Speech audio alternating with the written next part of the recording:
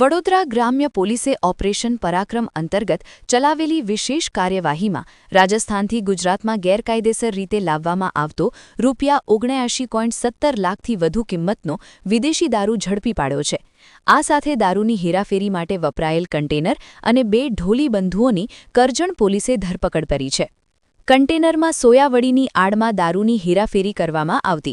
આ કાર્યવાહીમાં Karjan police inspector એ.કે. ભરવાડ અને ટીમને ચોક્કસ બાતમી મળી હતી કે NE48 પર માંગલેજ ચોકડી પાસે સનસાઇન હોટલના કમ્પાઉન્ડમાં કન્ટેનર પાર્ક કરેલું છે અને તેમાં શંકાસ્પદ મુદ્દામાલ ભરેલો છે, જેના આધારે ટીમ પહોંચી કન્ટેનરના પાછળના દરવાજાની સીલ તોડી તપાસ કરતા પહેલા નજરે સોયાવડીના કટ્ટા પડેલા હતા।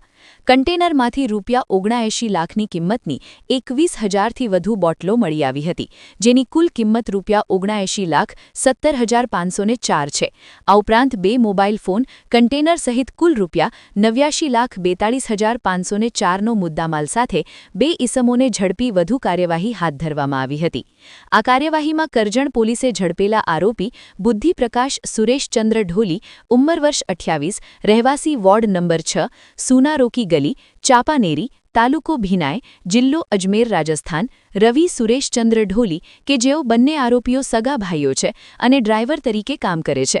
કરજણ પોલીસ સ્ટેશને આરોપીઓ વિરુદ્ધ ગુજરાત પ્રોહિબિશન એક્ટની હેઠળ ગુન્હો નોંધવામાં આવ્યો। Asha news Gujarati bureau report, Vadodara.